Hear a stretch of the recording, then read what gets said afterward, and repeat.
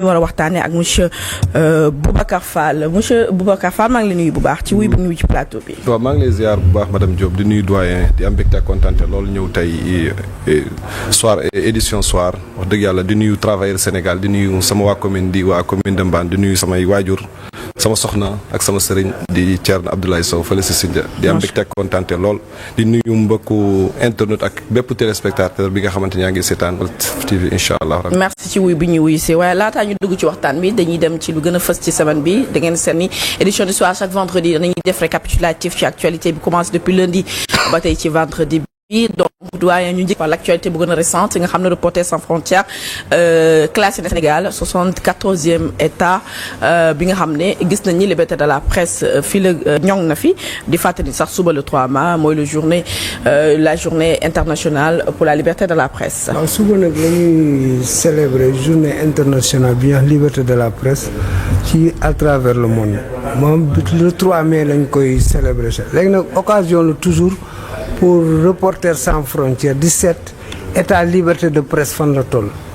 da koy def na ci réew yu bari léegi sunum réew aussi def nañ état bi léegi boo xoolee ñetti at yi passé en 2022 2023 2024 Sénégal daf ci doon dellu ginnaaw parce que dafa jógee 54e place yi xam ne ñoo gën a ñàkk respecter liberté de la presse jóge 74e place après ñëw 2024 94e place léegi nag ren yàlla dogal na mu jógee 94e place boobu ñëw nu mu tuddee 74e place. ñu def bond de 20 places daal ci wàllu yokkute am na ñaar fukki poñ yu mu ci yokk. léegi nag loolu lan ma ko waral jàpp nañ ne daal mooy dafa am liggéey boo xam ne ñi yor nguur gi fi mu toll nii ñu ngi koy def maanaam processus de restructuration du paysage médiatique. ñu ngi jéem a defaraat média bi nu mu dem ensuite aussi ak réforme pour enregistrement des organes parce que dama daan gis ku mu neex rek tijji di def lu la neex di wax lu la neex mais léegi dañ ko bëgg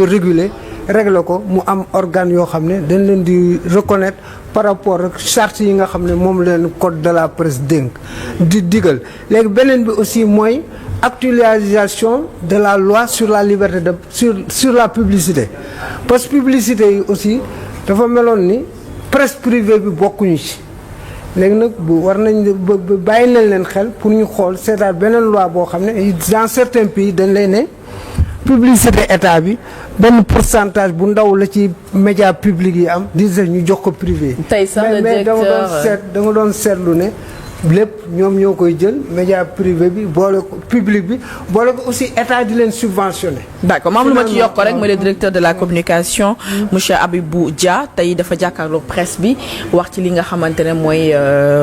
bon tontu waa CDEPS ak waa CAP bu defoon conférence de presse di ñaawlu les 300 et quelques organes de presse yi nga xam dañu gis ils sont pas conformes ak code de la presse moom mi ngi wax ni 45% du fonds d'appui de la presse yu ñu état doon jox presse bi daañu woon dem ci li nga xam ne mooy les entreprises de presse. donc il y avait des scandales financiers ba pare mu ne le nouveau fonds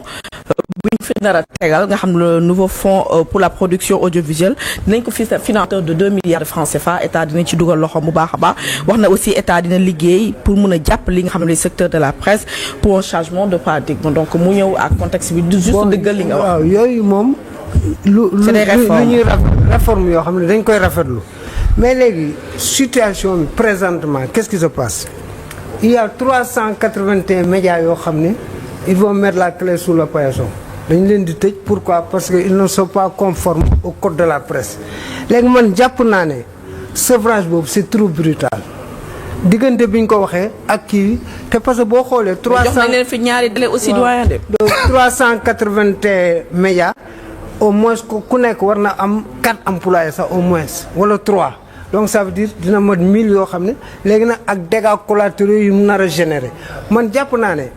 li ma gënaloon mooy ñu accompagner ñooñu ne leen fii ak 2 ans jéem leen a kii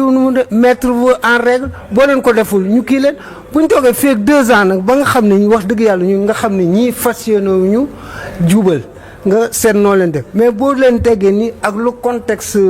du Sénégal avec la morosité économique ça risque de compliquer encore les choses man je crois que décision boobu sax war nañ ko mën a surseoir en attendant gën leen accompagner waxtaan ak ñoom gën leen pousser parce que la vocation d'un État c'est pas de diminuer des emplois la vocation d'un État c'est booster l'emploi c'est créer un cadre boo xam ne nit ñi nañ ci mën a évoluer donc mais yooyu yëpp dafay indi yeneen problème mais je crois que mën nañ ci ànd ak xel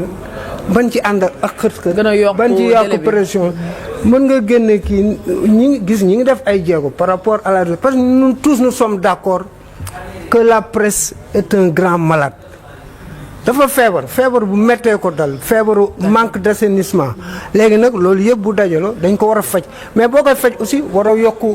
créer waat yeneen maladie mais faj tam du yomb de doyen il faut ñu def ci alcool boobu ko ba mu set tamit pour mun a parce que aussi mënuñu woon bàyyi cette pléthore de presse ñoo xamante ne parfois 2 wala 3 personnes yu nekk ci réseaux sociaux yi ñoom ñooy wax ni c'est des organes de presse ñu jox leen presque 3 mois pour ñu régulariser seen situation ils l'ont pas fait donc à un moment aussi il faut ñu xam ne ñu bëgg. il y a problème léegi nag da ngay fexe accompagner leen ñu dem fii ci kanam boo xamee ni ñii nag vraiment il manque de volonté fas yéene ñu góorgóorlu bu boobaa nag man je crois que la mesure pourra être appliquée. Donc cette semaine aussi l'actualité a été très riche par li ñuy wax ni le 7 mai dina am donc convocation mu ñu war a convoquer wala audition bu ñu war a defal ki nga xam ne mooy le fils aîné de l'ancien président Amadou Sall. Déjà moom il est hors du pays donc ñaari cas figure yëpp na nga koy jàng de su fekkee ñëw na comment ça va se passer su fekkee ñëwul ban situation mooy. bon su dee ñëw na moom il risque le mandat de dépôt parce que procureur pôle judiciaire si naan ñu fa nekk loolu la ñu bëgg donc il est mêlé dans une affaire boo xam ne de 10 milliards ak benn société boo xam ne écran moom du société écran mais société boobu elle est basée en Côte d'Ivoire ku ñuy wax Ndeye Seynabou Ndiaye ko moom tamit actuellement léegi pour des transactions suspectes ak yooyu donc ça veut dire que il risque le mandat de dépôt léegi nag moom est-ce que dina ñëw wala du ñëw c'est ça la grande question te man munu ma ne de manière affirmative dina ñëw munu ma ne aussi du ñëw mais ce qui est sûr daal la machine judiciaire est lancée et cette machine là ira jusqu'au bout léegi bu ñëwul nag il y a le mandat d'arrêt international qui sera lancé sur lui ce qui est sûr donc léegi moom mooy xool soit ak ban méthode lay utiliser par rapport à la riposte qu'il va mener parce que on se rappelle Karim Wade il était hors du pays mais quand on a voulu le convoquer à la CREI il n'a pas hésité à venir donc parce que léegi nag li ci des mooy le président Macky Sall dafa mel ni l'histoire se répète malheureusement pour lui quand quelqu'un qui était là pendant 12 ans jàpp ton principal Ablaye Wade doomam nga tëj ko indi CREI yi tegaat CREI yi boobu nga xam ne Abdou Diouf daf ko jël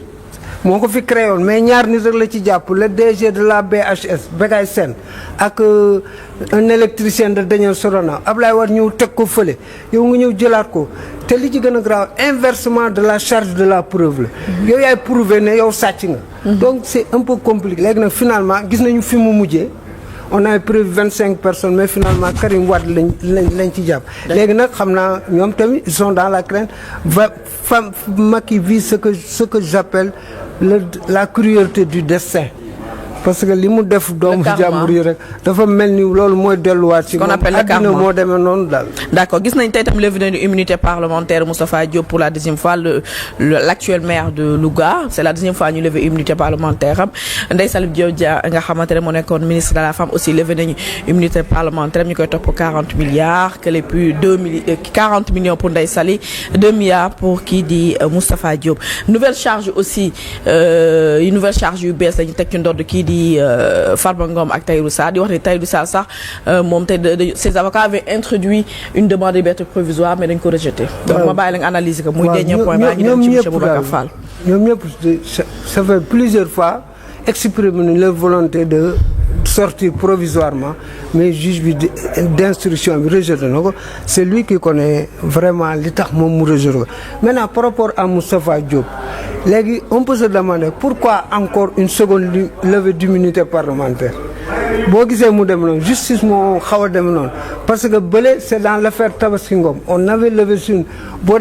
dee sama classe gi nga xam ne dañuy jàpp ne pourquoi ñu koy lever waat c'est la même personne on a déjà levé mais dossiers yi ñoo bokkul donc moo tax ñu lever waat beneen immunité parlementaire léegi nag moom il parle d'acharnement sax contre sa personne lépp léegi nag gis nga koo jàpp muur lay koo jàpp dina ne dañu acharné wu ci man ay mbokkam aussi yoolu la ñu wax mais li am solo mooy man le jugement ne se fait pas dans la rue ne se fait pas dans les médias xam nga fan lañ koy defee au tribunal yow fexe ba convaincre juge bi wane ne yow li ngay wax dëgg la ci yow te taxoo ci dara bis boo arrivé à ça je crois qu'il y aura de problèmes gis naa fi nag la sortie de Ismaïla Madior Diop léegi man sortie boobu est-ce qu'elle était opportune pas est-ce qu'elle était pertinente pas parce que boo ko déggee muy wax sax yow wax dëgg yàlla da ngay ne ministre de la justice quand su précise lii di ko arrivé un ministre de la justice benn waay ñëw di la proposer ay 50 millions te yow nga am procureur am ñeneen ñu xam ñu mun a fajal loolu nga may wax ne dama ko kii diplomatiquement. dafa mel ni sortie boobu sax juraat na yeneen dossier da ko gën a enfoncé. da ko gën a parce que lii la ba waxuñu fekk wuñ fa mais ça sème le doute dans le te gis nga wax bu feebaree.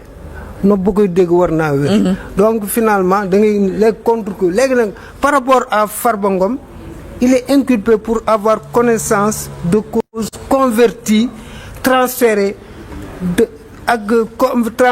dissimulée acquis et détenu utilisé des choses yoo xam ne yi d'un délit avec cette circonstance que ont